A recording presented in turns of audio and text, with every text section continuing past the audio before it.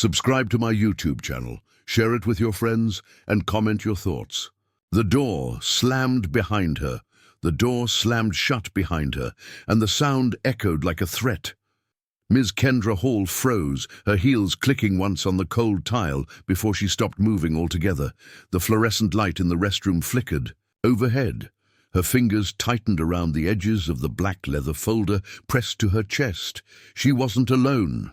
From behind the stall doors, giggles slipped out like smoke. Then a voice, sharp, nasal, confident, cut through the silence. "Well, well, look who wandered into the wrong room."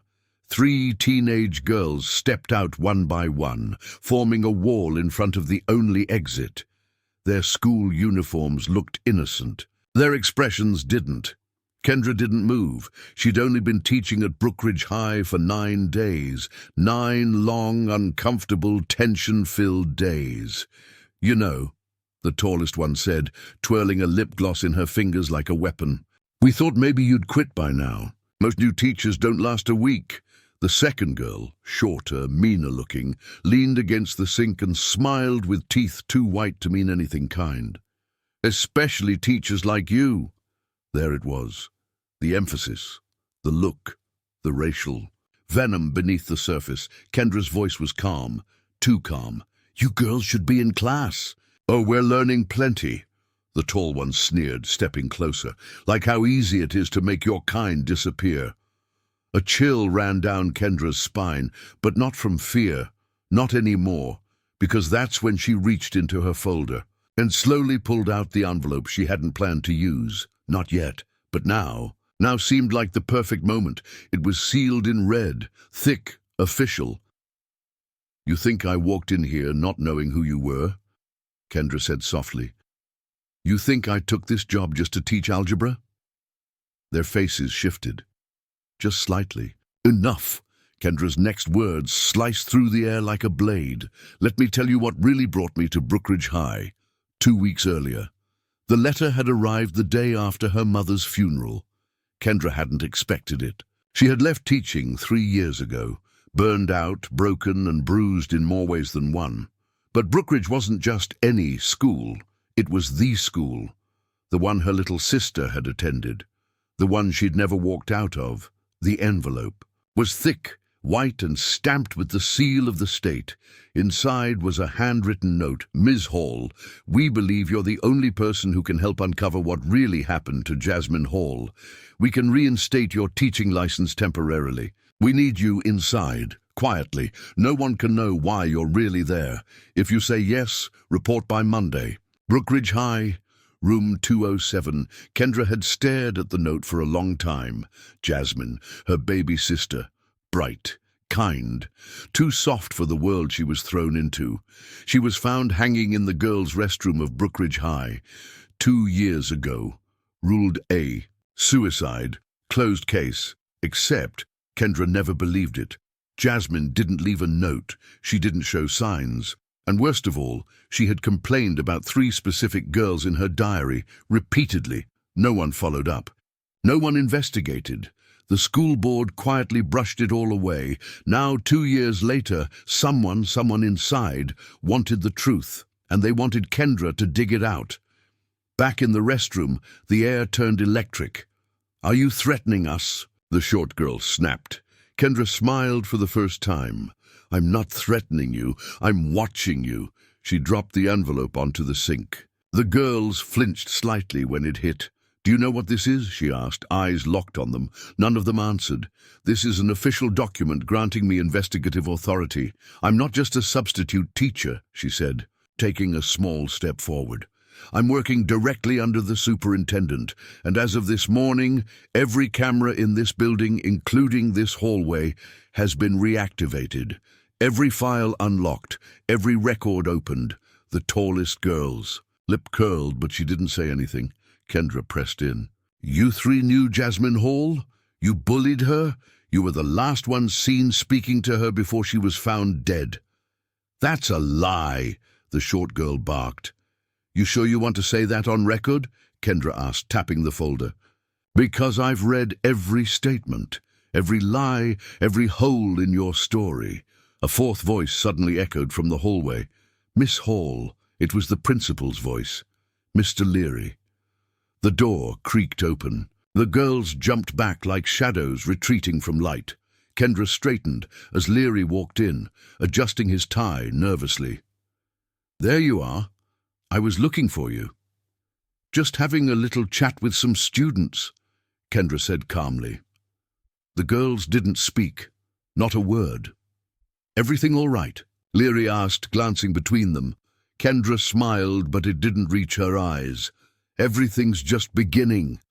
That night, Kendra sat in her apartment, the red envelope open beside her, and Jasmine's old diary in her lap. She'd read it 100 times before, but now she was looking for patterns, clues. They act like they own the school, like they can do whatever they want. But I know what I saw. I know what they did in the chemistry lab that night. Jasmine's entry, 2 weeks before her death.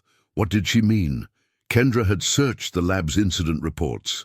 Nothing filed. No teacher noticed anything unusual, but the school janitor from that time, a man named Mr. Caldwell, had been mysteriously fired a week after Jasmine died.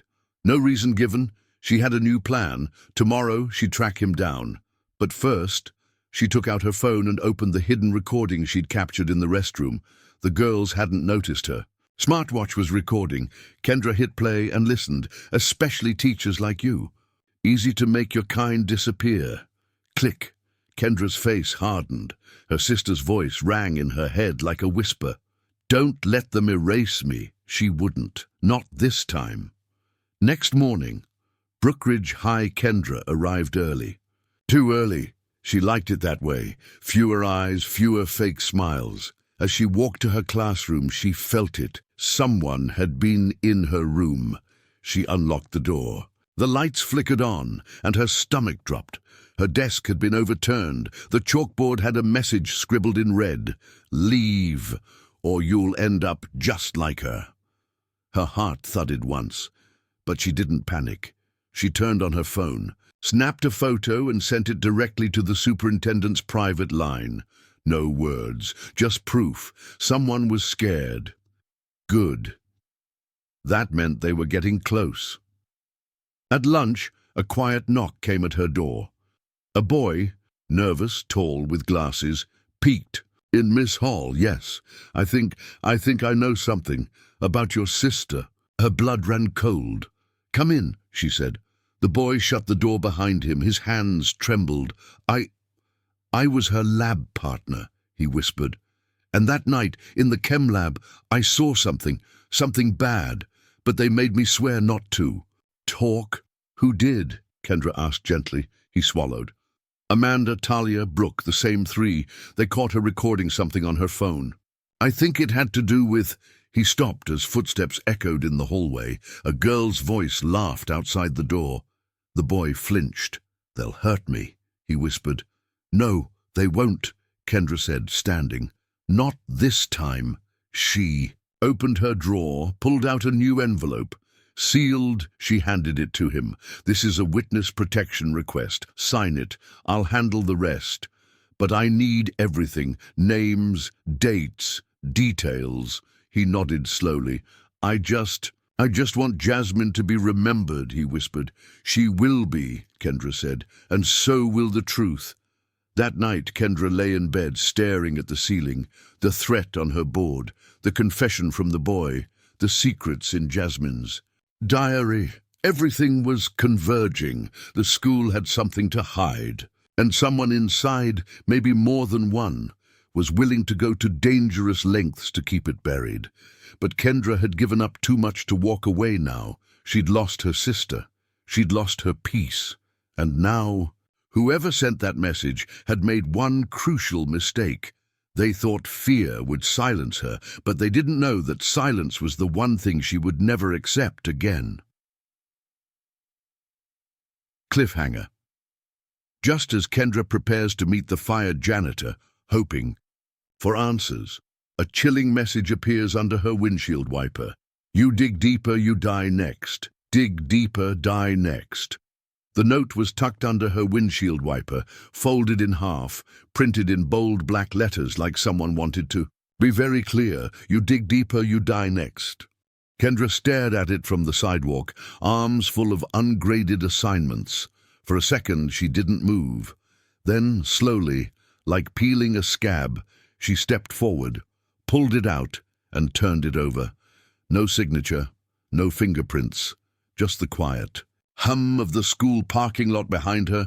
A few students laughed in the distance, oblivious, but she knew someone was watching, someone was scared. Good. She opened the car door, tossed the papers inside, and slid into the front seat. She didn't tear the note up. She didn't crumple it.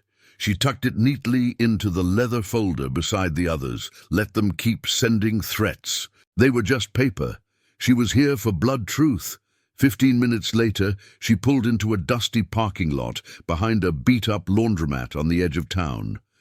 A man sat on a milk crate near the back entrance, puffing on a cigarette.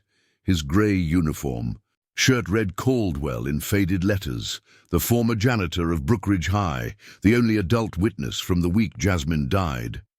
Kendra approached cautiously. "Mr. Caldwell," he squinted. "You the one who left the message with my niece?" "Yes, I'm Kendra Hall." His eyes changed slightly. "Jasmine's sister," she nodded. He stubbed out the cigarette and motioned for her to sit on the plastic chair beside him. "I always knew that girl didn't take her own life. She had fire, didn't belong in that hellhole." Kendra leaned forward. "Then help me prove it. Tell me what you saw." He looked around once, twice, and then lowered his voice. There was a mess in the chemistry lab that night. Broken glass, burnt papers. Looked like someone had tried to destroy something. When I came in the next morning, the cameras were wiped. Admin told me to keep quiet, said it was being handled. "What was destroyed?" Kendra asked. "I don't know, but Jasmine's locker was broken into that same night. I saw the dents myself. Couple teachers said it was probably a prank." He paused, hesitating. "There's more," Kendra pressed. He sighed. "I saw one of the girls, Brooke, sneak out the side door with something wrapped in a school sweatshirt. Could have been a phone or a notebook. I don't know. But she looked scared, real scared. Why didn't you report it?" "I tried. They canned me 2 days later, said I violated protocol, but I know what I saw." Kendra felt a surge of rage rise in her chest. Jasmine had tried to expose something real, and someone had erased every trace of it. "Would you be willing to testify?" she asked. He looked down at his hands. "I ain't got much left to lose, Miss Hall." She reached into her bag and handed him a contact card. "You won't be alone, but we'll need to move fast." Caldwell gave a single nod. "Be careful, though. Those girls, they're protected by people with more power than you think." Kendra stood. "Let them try." Back at Brookridge, the hallway was unusually quiet. Too quiet. She stepped into her classroom and froze. Everything was clean. Too clean. The board had been wiped. The threatening message gone. Her desk reorganized, not just cleaned, sanitized. The police report she'd been drafting, gone. Someone had been in her classroom. And they hadn't just vandalized this time. They wanted her to feel invisible. Too bad for them. She'd lived through worse than ghosts. Later that day, the boy from the day before, Mason, appeared again. Pale, shaken. "They know I talked." "On to you," he whispered. Kendra locked the door and sat him down. "Who knows? All three of them. Amanda cornered me near the science wing. Said if I opened my mouth again, she'd tell the dean I cheated on my exams. Said she had proof. I didn't. I swear I didn't." Kendra nodded. "They're trying to scare you. That's all they've got left." Mason shook his head. "They don't just scare people. They ruin them." He pulled something from his backpack, a crumpled, worn notebook page. "I found this stuffed in Jasmine's old locker. It wasn't there before. Someone left it for me." Kendra unfolded the paper. The writing was shaky but familiar. "Jasmine's, they caught me recording. Amanda took my phone, said if I ever told anyone they'd finish what they started with that girl from 10th grade. I thought that girl moved schools, but I think she's missing. Kendra's throat went dry. A missing girl? No one had mentioned that. Not in any file. Not in the school's database. She looked up at Mason. Do you know who she was? He shook his head. Only thing I know is they call her Ghost Girl. Like it's a joke. A joke. A vanished student, turned into some kind of school. Myth. Kendra's hands trembled slightly as she folded the paper. Thank you, Mason. You just gave me everything I needed. That night, she did two things. First, she called her contact at the superintendent's office and asked for records of any female student withdrawals, transfers, or sudden absences within the past 3 years. Second, she made a copy of Jasmine's a diary, the new note, and the interview transcript with Mr. Caldwell, and sent all of it to a lawyer friend in New York. Insurance, she muttered to herself, just in case I disappear next. The next morning, the atmosphere in the teachers' lounge had shifted. People were whispering, avoiding eye contact. Someone had seen the footage. The hallway cameras were active again, and someone had pulled the clip of Kendra confronting the girls. Mr. Leary, the principal, didn't greet her that morning. Instead, an assistant handed her a pink slip. You're requested in the superintendent's office. Now. She walked into the office with calm confidence, but her stomach twisted. Superintendent Evans, a sharp woman with silver braids and kind eyes, motioned for her to sit. You've made quite an impact, Ms. Hall, Evans said, sliding a folder across the desk. And quite a few enemies, Kendra raised an eyebrow. That's usually a sign I'm doing something right. Evans smiled faintly. I've reviewed everything you sent. The recordings, the diary, the student note, the janitor's testimony. She paused. I believe you. Kendra exhaled. But this goes deeper than just bullying. If there's a missing girl and a potential cover-up, I need more than shadows and hunches. I'll get you more, Kendra said. I'll bring you proof. Evans leaned in. Then be careful, because someone inside this school is cleaning. Up fast. Your classroom being wiped? That was no accident. Kendra stood. I didn't come here to teach, ma'am. I came here to finish what my sister started. That afternoon, Kendra requested access to archived locker assignments. She traced Ghost Girl to a name, Serena Mendez, withdrawn mid-semester 2 years ago. No transfer record, no forwarding address. Kendra asked around quietly. A few teachers remembered her. Smart girl, quiet, kept to herself. One janitor said she used to tutor in the library. Another teacher whispered, I heard her mother tried to sue the school. Then they both vanished. No warning, no goodbye. Kendra searched online. No trace, no social media. No school records after Brookridge. It was like she'd been erased. Another victim, another secret. That evening, Kendra received a text from an unknown number. You want answers? Come to the east stairwell. 8:10 p.m. Alone. She hesitated. It could be a trap, or it could be the break she needed. She didn't tell anyone. She slipped back onto school grounds at 7:55 p.m. Her phone recording in her pocket, flashlight off, heart thudding. The hallway was silent. The stairwell loomed. She stepped inside. A figure waited in the shadows, female, slight, hoodie up. You're late, the girl said. Who are you? Kendra asked. I used to be like Jasmine. I knew Serena. We were friends. Where is she? She's not dead, the girl whispered, but she's not safe either. What happened to her?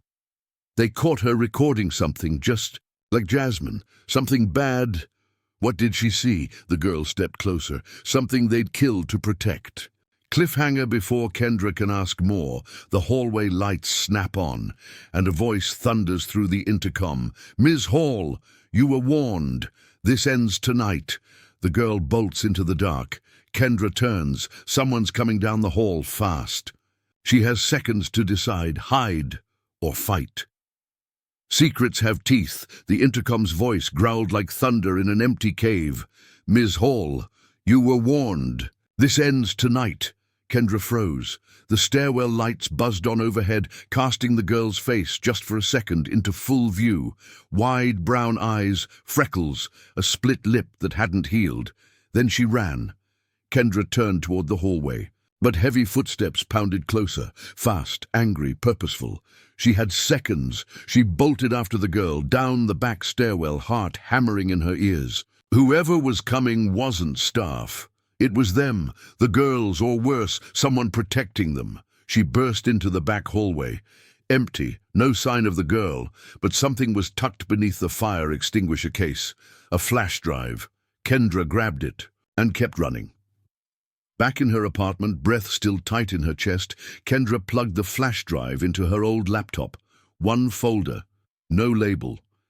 Inside, dozens of short videos, silent, time-stamped, grainy. She clicked the first. A hidden camera, placed behind a trophy case. 3 girls, Amanda, Brooke, and Ava, standing in the corridor with someone else, a teacher, Mr. Grayson, the respected science head. They were exchanging something, a manila envelope. Amanda looked nervous. Grayson looked annoyed. Then he leaned close, whispering something into her ear, and walked away. Amanda wiped her face like she'd been slapped. Kendra clicked the next video. This one was outside the library. A girl sat crying, Serena Mendez. She clutched her phone, trying to call someone. Behind her, Brooke appeared. She said something that made Serena freeze. Then Brooke snatched the phone from her hand, smashed it against the wall, and walked off, calm as a breeze. No one helped. No one even looked. Kendra sat back, hand over her mouth. These girls weren't just bullies. They were protected predators. And someone had been recording them long before Jasmine, probably Serena. She clicked on the last file, a video taken in a dark room, likely the locker room basement. Jasmine's voice whispered through the static. If you're seeing this, they found me. And I didn't run fast enough. But what they did to Serena, what they did to that other girl, it wasn't just bullying, it was organized. Someone higher up is helping them. Kendra's stomach flipped. A name followed in the video, barely audible. Coach Thomas. He's the one who hides the bodies. He made Serena disappear. That name ripped through her like a scream. Coach Darren Thomas, the beloved athletic director, charismatic, trusted, involved in everything from soccer to scholarship recommendations. She'd shaken his hand 2 weeks ago. She'd smiled at him in the hall just yesterday. And now he was the cleanup man. The next morning, Kendra walked into school like everything was normal. But her bag was heavier than usual. It carried evidence now. Flash drive, copied documents, Jasmine's note, the folded pink warning. She smiled at students, took roll, assigned reading. But her mind was already racing toward 4 p.m., her secret meeting with Superintendent Evans. At lunch, Mason appeared again, sweaty, eyes darting. They know about Serena. Kendra stiffened. How? They're saying you've been snooping. Amanda said you were seen in the records office, she told Coach Thomas. Kendra clenched her fists. And? They think you have proof. Mason leaned in. Amanda said she's not going down for this. She said if you don't stop by Friday, you'll join your sister. After school, Kendra drove to the district office with the flash drive in a Ziploc bag and a folder marked Confidential Jasmine Hall Case. Evans was waiting. Once the door closed, Kendra didn't waste time. She placed everything on the table. Here's your proof. Evans leaned in as Kendra played the videos, one after another. Her eyes didn't blink once. When the last video played, Jasmine's voice, Evans finally spoke. This isn't just criminal. It's a cover-up, and it's rotten from the top down. So what do we do? Kendra asked. Evans stood. We make it public. 2 hours later, Evans made a call to a state investigator she trusted. Quietly. No press, no school board. We're opening a formal investigation into Brookridge High, she said. Internal corruption, harassment, possible trafficking. The investigator promised to move fast, but warned her, someone will get spooked. That night, as Kendra pulled into her parking space, she noticed something on her door, red paint, huge, dripping letters. Stay silent or burn. She stared at it for a long time, then pulled out her phone and took a picture. Then she went upstairs and slept with a baseball bat beside her bed. The next morning, 3 things happened. First, Mason didn't show up to school. Second, the school resource officer, the same one who dismissed her original report, had been transferred overnight. Third, Brooke cornered Kendra in the hallway. "You think you're some kind of hero?" she hissed. "I think Jasmine was," Kendra replied. Brooke's lips curled. "She was a liar. She got what she deserved." Kendra leaned close. "Then why are you shaking?" Brooke shoved past her, almost stumbling. Behind her, Kendra saw Amanda watching from the stairwell, expressionless, cold. At 3 p.m., Kendra received a text from a blocked number. "He's not dead. He's hiding. You have one chance. Storage room B, 4:30 p.m. She waited in her car until the last bell rang. The halls emptied, then she moved. Storage room B was on the edge of the gym building, unused, no cameras. She cracked the door open, heart thudding. Inside, crouched behind a row of broken chairs, was Mason, bruised, shaken, eyes red. "Kendra," he whispered, "they grabbed me yesterday. Told me they'd make me disappear like Serena. Coach Thomas was there, said I had one choice, blame it all on you or vanish." "You did the right thing by hiding," Kendra said, kneeling beside him. He nodded. "But I'm scared. They won't stop. They have a place where they take people. I heard them call it the Deep. Said if anyone talks, they end up there." "The Deep?" Kendra asked. He nodded. "It's underground. Somewhere behind the gym, I think. Amanda told Ava it's where they lock the dirty problems away. I think Serena was taken there." Kendra felt her blood turn to ice. There was still time. Serena might still be alive, and the Deep, whatever it was, needed to be found. That night, Kendra returned to the school with a flashlight, gloves, and a burner phone with GPS tracking. She entered through the janitor's hallway. She moved silently past the gym lockers, down a service corridor, lined with cleaning carts and storage doors. Then she found it. A rusted door. No handle, just a padlock. She pulled out the bolt cutters she'd tucked into her jacket, snapped it clean. The door creaked open, and a staircase led down into darkness. Cliffhanger. As Kendra descends the stairs, her flashlight flickers. The air turns cold. In the distance, a voice, weak, broken, whispering, "Help! Me!" And behind her, the door slams shut. She's not alone down here. The Deep doesn't let go. The steel door slammed behind her. Kendra spun around, flashlight shaking in her hand, locked, no handle on the inside, no latch, just solid, cold steel. Panic clawed at her chest. "Okay, stay." Calm," she whispered to herself, breath fogging in the damp air. She turned the flashlight forward. The staircase descended into pitch-black silence, only the quiet dripping of water and the faint, steady hum of electricity echoed below. And then a voice, weak, shaky, distant. "Help." Kendra clutched the flashlight tighter.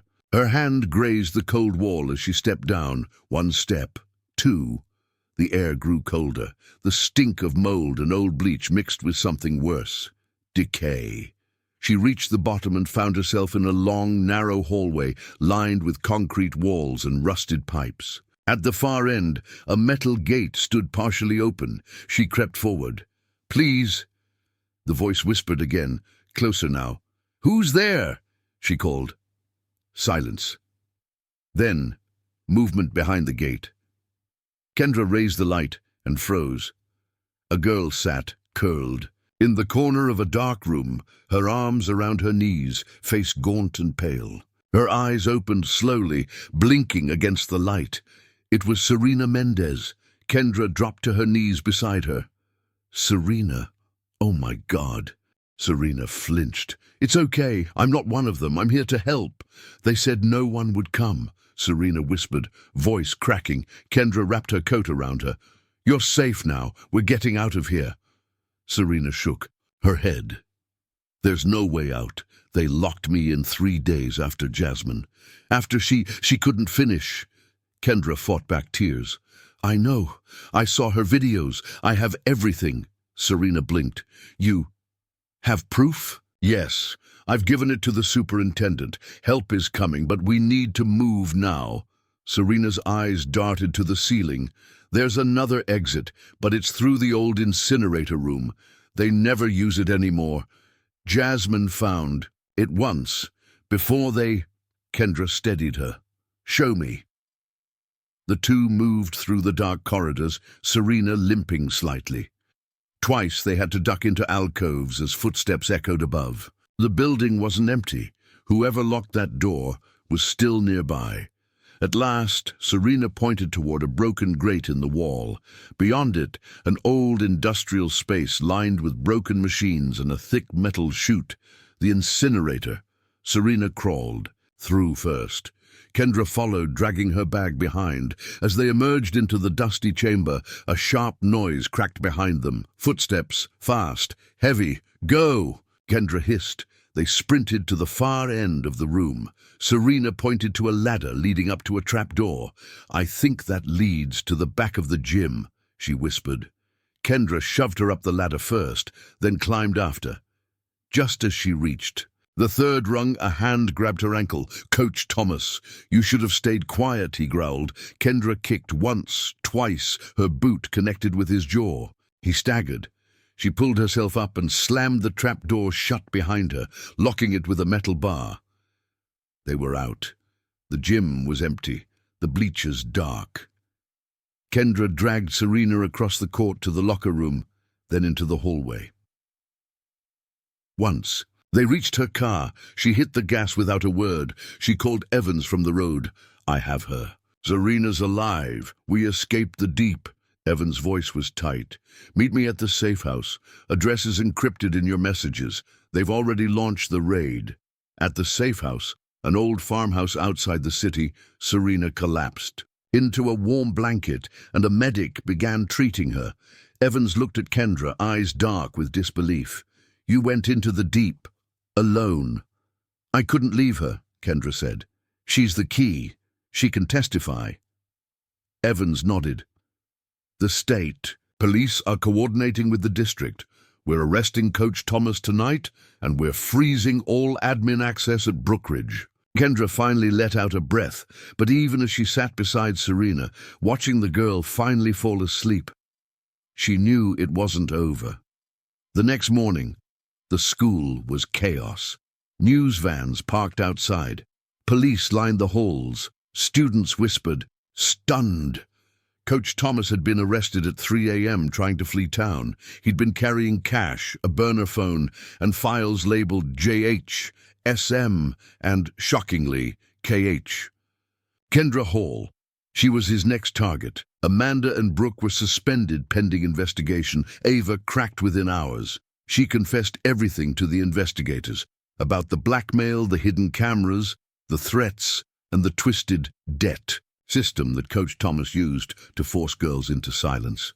He said if we didn't keep them quiet, we'd be next. Ava sobbed. One of the most damning videos revealed something even darker. Coach Thomas had offered girls immunity if they helped cover up his secrets. And in return, they got access to scholarship favors, fake grades, and social protection. This wasn't just bullying. It was a network of exploitation, and Jasmine had nearly destroyed it before she was silenced. That night, Kendra stood in front of the school board. Cameras rolling, staff silent. "I came to this school to teach," she said, voice clear. "But what I found here was a prison, one built on silence, fear, and control." She glanced at the board members. "I will not be quiet, and I will not stop until every child in this district knows that truth matters more than power." A beat of silence. Then someone clapped. Then more. Within seconds, the entire room rose. For her. For Jasmine. For every voice buried in the deep. Weeks passed. Serena was placed with a safe family. She began therapy. Slowly, she started drawing again. Mason returned to school. Quiet, stronger somehow. He started speaking up for others. Evans launched a full district audit. Multiple staff were fired. A criminal task force took over the investigation. And Kendra, she kept teaching. She smiled when students walked into her classroom, but on her desk, always, was a photo of Jasmine, framed in soft lavender. Because she was the reason this story didn't end in silence, but the story still wasn't over. One evening, Kendra received a letter. No return address, just 3 words on the envelope. Jasmine knew more. Inside, a single photo, a woman in a lab coat, holding files, smiling. In the background, Amanda, younger, scared, written in pen on the back. The clinic, ask about Dr. L. Cliffhanger. The school network is collapsing, but a deeper medical secret tied to Jasmine, Amanda, and a mysterious doctor is about to surface. Was this abuse part of something bigger? And most important, who really started all this? The clinic files. The letter felt heavier than paper. Kendra turned it over again, staring at the photo. A woman in a white coat. Amanda, younger, afraid. A sterile hallway in the background. The clinic. Ask about Dr. L. Kendra's heart pounded. She thought it was over. Coach Thomas was arrested. The network exposed.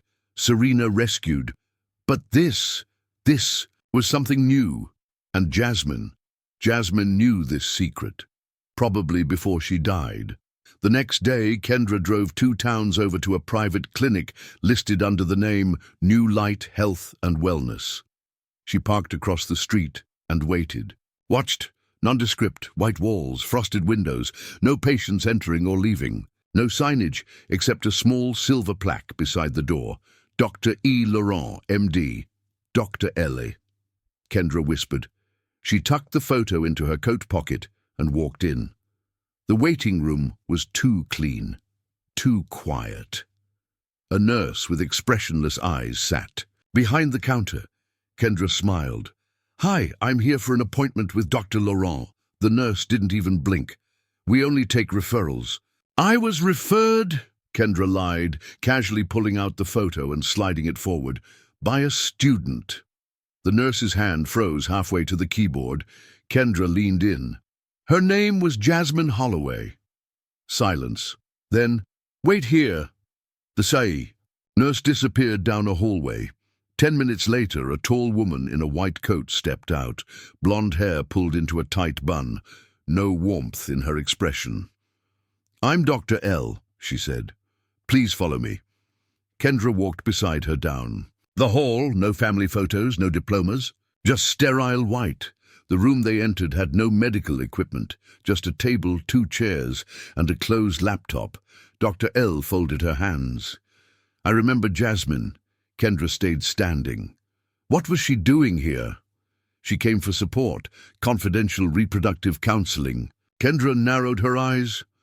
She was 17, versus 16, Dr. L corrected, and scared. There was a long pause. She didn't want to tell her parents, the doctor added. Said she was being watched, controlled. By whom? She never said names, but she gave me a file. Kendra's breath caught. Do you still have it? Dr. Ella opened the drawer beside her and slid over a sealed folder. Inside, scanned documents, screenshots, typed statements, Jasmine's handwriting in the margins. Kendra's fingers trembled as she read. Jasmine had tracked everything, a web of students brought to this clinic, all female, some underage, some bullied into silence, and behind it, Amanda's mother, a senior administrator in the district who quietly referred girls in trouble here. Coach Thomas provided names. Amanda and Brooke kept track of who needed to be handled. In exchange, certain families received favors, grades adjusted, disciplinary actions erased, scholarship entries manipulated. It wasn't just bullying, it was systemic abuse of power, facilitated through schools and disguised as support. Jasmine found out she had planned to go public. Her last entry, scribbled in pen, "If anything happens to me, Dr. L has the rest. Trust her." "I wanted to come forward," Dr. L said softly. "But I was afraid. I didn't know who to trust." "You can trust me," Kendra whispered. "Now's the time." That night, Kendra took the folder straight to Agent Evans. The next morning, the Department of Education had opened a full-scale investigation into New Light Clinic, the school district, and Amanda's mother, Deborah Langston, assistant superintendent. Deborah was arrested during a live board meeting, her wrists cuffed in front of shocked parents and press. Her daughter Amanda collapsed into her father's arms, sobbing as she was led away too. But the hardest visit Kendra made was to Jasmine's mother. She brought the file.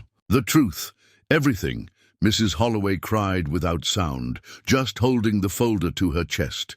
"She knew," she whispered. "My baby knew it all, and she tried to save them."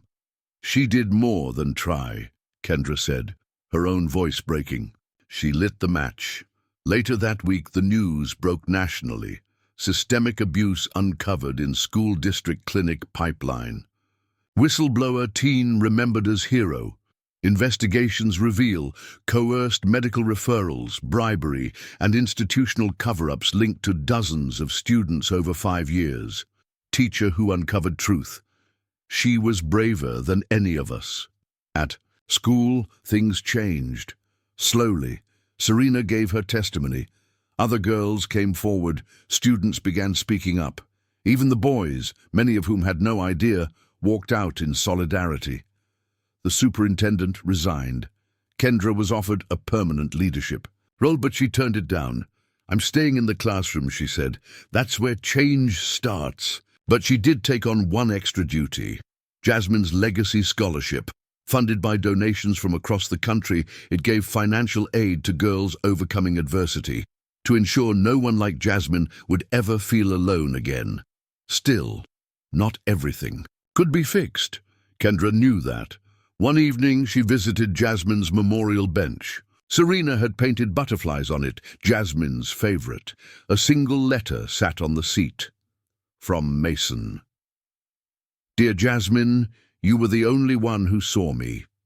The only one who asked why I was quiet. The only one who knew I was hurting before I did. I miss you. I promise I'll never stay silent again. Love, Mason." Kendra wiped a tear as she read. Then she noticed something else, a folded note under the bench. The same handwriting as before. Jasmine's Kendra opened it. "If you found the clinic, you're close. But one more truth remains. Ask about the donations. Follow the money. And Kendra, don't let them bury me again." Cliffhanger. The school may be exposed, the clinic shut down, but Jasmine's last clue points to something even bigger. The donations, the hidden money, and a secret that could take down people far beyond the district. What final truth did Jasmine die protecting? And can Kendra finally bring peace to the girl who started it all? Jasmine's last truth. Kendra held Jasmine's final note with shaking hands. Ask about the donations. Follow the money. She had already exposed Coach Thomas. Amanda and Brooke were facing trial. The clinic was shut down. Deborah Langston, the woman behind it all, was in federal custody, but Jasmine's warning echoed like thunder. There was still one more secret, one no one had dared to touch, the fund that was never audited. It started with a district webpage. Kendra searched through archived records on her laptop late into the night.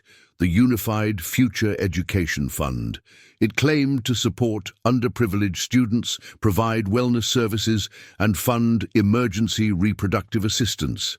Exactly. The same phrase used by New Light Clinic. But what caught Kendra's eye was this: millions in donations, some from big-name corporations, some anonymous. No public breakdown. No annual report. No audits. She clicked into a hidden page Jasmine had bookmarked in her original file. A spreadsheet. Confidential. Unified Fund. Discretionary payouts. There were names, dates, amounts, and hidden in the data, a pattern. Large. Payments labeled consulting, sent to board members, administrators, even coaches, and then she saw it. Her own school principal, $82,000, transferred 3 months before Jasmine died. The final connection, Kendra met Agent Evans the next morning, pale and exhausted. "This isn't just a local scandal," she said, laying the folder on his desk. "This is money laundering, bribery, fraud." Evans studied the papers. His face hardened. "These names, half the district officials are here." "Exactly." Jasmine uncovered it. "She died before she could prove it." Evans leaned back. "It's bigger than any of us thought."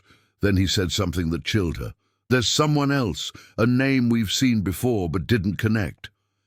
He showed her a new document seized from Deborah Langston's personal laptop. A series of anonymous donation instructions, signed with initials DH. Kendra's breath caught. Dorian Hayes, the school board president, the man behind the curtain.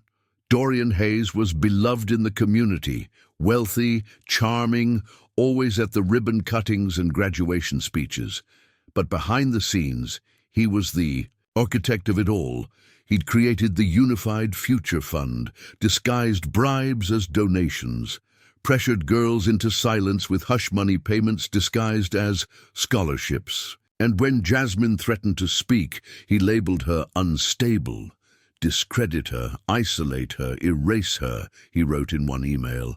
The takedown Kendra went public. This time, not just to the agents or school officials, but to the press. She held a press conference with Serena beside her, Jasmine's mother, and 2 other girls who had stayed silent. Until now. "I was threatened with expulsion," one girl said. "They offered my mom rent money to stay quiet," said another. Kendra stepped up to the mic. "They thought Jasmine was just a girl they could silence. But she wasn't. She was a soldier." Reporters asked her what she wanted. Kendra looked straight into the cameras. "I want justice. Not just for Jasmine, but for every girl they thought was disposable." Within 48 hours, the FBI raided Hayes' offices, arrested 3 more school board members, froze the Unified Fund's assets. A nationwide investigation was launched into similar setups in 3 other districts. The truth was out. 3 weeks later, the school felt different, lighter. There were still whispers, still fear. But for the first time, students were talking. There were flyers on walls that said, "You matter." There was a candlelight memorial held under the stars, with students wearing white and holding butterflies made of folded paper. They didn't just mourn Jasmine, they honored her. The letter one morning, Kendra found a sealed envelope in her classroom mailbox. No stamp, no return name, just "For you," from her. Inside, a letter written in Jasmine's neat, looping handwriting. "If you're reading this, Ms. K, I'm probably gone. But please know, I wasn't afraid to die.